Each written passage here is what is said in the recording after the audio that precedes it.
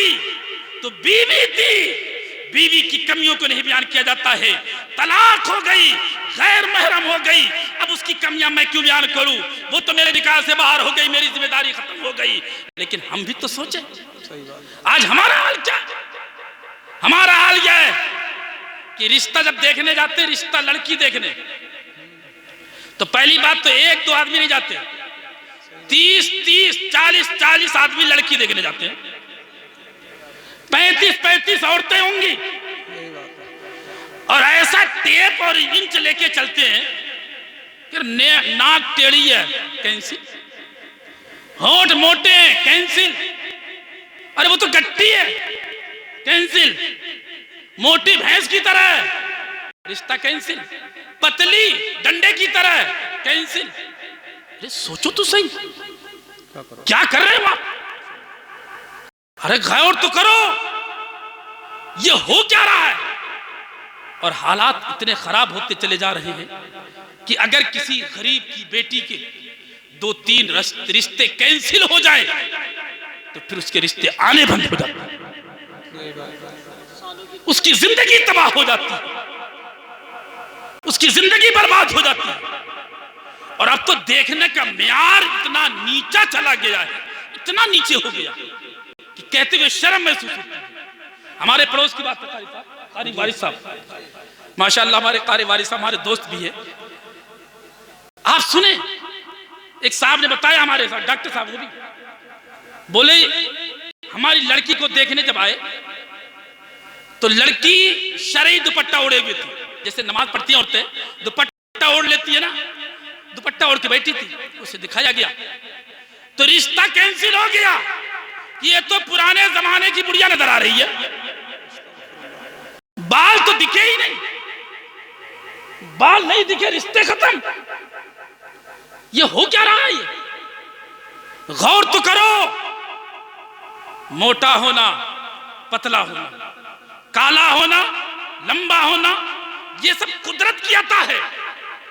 उस बेचारी का कसूर क्या है, क्या कमी है, जो पता लगाना चाहिए वो पता लगाते ही नहीं।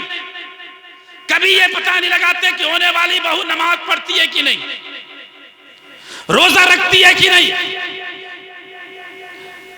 इसको कलमा याद है कि नहीं, मसाइल शरिया याद है कि नहीं, शौहर के हुकूक मालूमात है कि नहीं, शौहर के हुकूक मालूम है कि नहीं, कुछ पता नहीं। पता क्या लगा रहे हैं, अगर बहुत तरक्की याफ्ता है कि मिलेगा क्या, हाँ क्या मिलेगा। अच्छा कभी कभी तो बात बड़े शरीफ होते हैं, वो कहते साहब हमारी कोई मांग नहीं है, हम तो मांगने वालों को भी बुरा समझते हैं। लेकिन भैया देख रहे हो माहौल चली रहा है, गरीब से गरीब आदमी तो 4 पहिया देने लगा है,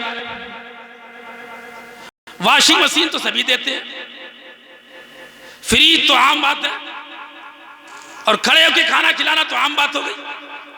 अच्छा ये बड़ी आफत हो गई, खाना खिलाना खड़े होकर के, आ रहे आ जाओ गाड़ी वाला है। इस्लाम के शहजादों, अपने माहौल को सुधारो, अपनी जिंदगी को संवारो, और हमारी माँ बहनें बैठी हैं वो भी सुन ले। आज पूरी बस्ती के अंदर एक घर बता दो, और बस्ती तो छोड़ो, काजीपुरा छोड़ो, मुस्तापुर, जिला मुरादाबाद, बल्कि पूरे यूपी में कोई गरीब से गरीब बेटी ऐसी दिखा दो कि जिसे ससुराल में जाने के बाद चक्की चलाते चलाते, काम करते करते हाथों में छाले पड़ गए हो, कोई ऐसी बेटी ना मिलेगी। लेकिन खुदा की कसम, नबी की बेटी, शहजादी कौनैन, खातून जन्नत, हजरत फातिमा ज़हरा, हसन हुसैन की अम्मा, हजरत अली की बीवी अपने घर में चक्की चलाती है। तारीख में आता है चक्की चलाते चलाते आपके हाथों में छाले पड़ गए, लेकिन आपने काम नहीं छोड़ा, बाप से शिकायत नहीं की, अब्बा जान हमें कहाँ बिया दिया, नहीं नहीं, कोई शिकवा नहीं, चक्की चलाती रही। तारीख में आता है जो हाथों में छाले थे, एक दिन वो छाले फट गए, खून के चंद कतरे चक्की पर गिर गए। हाथ पकड़ करके हजरत फातिमा खड़ी हो जाती हैं। इतने में आपके शौहरे नामदार हजरत अली शेरे खुदा तशरीफ लाए। देखा हजरत फातिमा के हाथों से लहू टपक रहा है, आपके आंसू छलक गए। फरमाते हैं, फातिमा मुझसे तेरा लहू देखा नहीं जाता है, तेरा खून देखा नहीं जाता। हजरत फातिमा का जुमला सुनो, इरशाद फरमाती है, मेरे सरताज आप इस लहू की परवाह न करें, खुदा की कसम कल कयामत के दिन, अगर कल कयामत के दिन ये लहू हो सकता है आप मेरे काम आ जाए, और खून तो खून, हाथों का क्या, अगर आपकी खिदमत में मुझे गर्दन का खून बहाना पड़ जाए तो मैं कभी शिकवा न करूंगी। लेकिन आज हालत क्या है, खुदा की कसम, हजरत फातिमा 8-8 दिन तक घर में चूल्हे नहीं जलते थे, फाके पे फाके होते थे, 3-3 दिन तक एक खजूर खा करके आप गुजारा करती।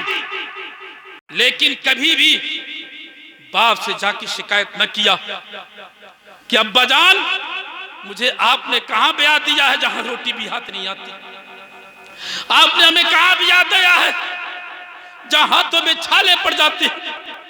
कभी शिकवा न किया, कभी शिकायत न की। लेकिन आज हालत क्या है, अगर जिंदगी में आराम हो और परेशानी के चंद दिन आ जाएं तो वहीं से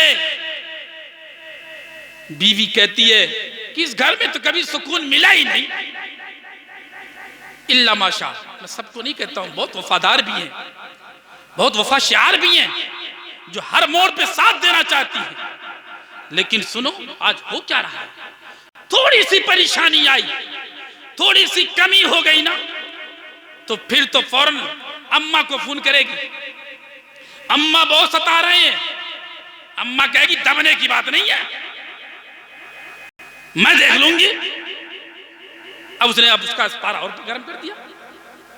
ये माएं भी अपने बेटियों का की जिंदगी तबाह करने में एक रोल अदा करती हैं। होना तो ये चाहिए था, ये कहती बेटी मैंने शादी कर दी, अब तू वहां पहुंच गई, जब तक यहां थी मैं मां थी, तेरे बाप थे, लेकिन अब तेरा ससुर तेरा बाप है, तेरी सास तेरी मां है, उसी की खिदमत कर, वहीं रहना है तुझे। लेकिन ये नहीं, चढ़ा दिया, तलखियां बढ़ी, रिश्ते खत्म होने लगती। अच्छा सासें भी कम नहीं है, हाँ सासों की भी जिम्मेदारी बनती है कि उसको बहू नहीं बेटी समझे। गलतियां किससे नहीं होती, लेकिन बात सासें भी ऐसी होती है ना कि अगर कभी रोटी जल गई तो पूरे मोहल्ले में दिखाती फिरेगी। हाँ पूरे मोहल्ले में ये पकाया इसने, और सिर्फ उसी को नहीं उसके 7 पुश्तों को भी ताना। उसके अब्बा ने भी यही सिखाया, उसकी अम्मा ने भी यही सिखाया। ऐ इस्लाम की शहजादियों, इन बेटियों, इन आने वाली बहुओं को तुम अपनी बेटी की तरह समझो। अगर कोई गलती हो जाए उसे समझाओ, रोटी नहीं पका सकती बनाना सिखाओ, नमक नहीं डाल सकती नमक डालना सिखाओ, खाना नहीं बना सकती खाना पकाना सिखा दो। खुदा की कसम चंद महीने में उसके हाथ में लज्जत आ जाएगी, उसका घर आबाद हो जाएगा। दुआ है कि अल्लाह तबारक व तआला हमें भी और सारे मुसलमानों को अमल की तौफीक अता फरमाए। परवरदिगार हमसे बोलने में अमदन सहवन लफ्ज़न अगर कोई गलती हो गई माफ फरमा। अस्तगफिरुल्लाह रब्बी मिन कुल्लि ज़ंबी व अतूबु इलैहि व मा'अल बलाग। अस्सलामु अलैकुम व रहमतुल्लाहि व बरकातहू।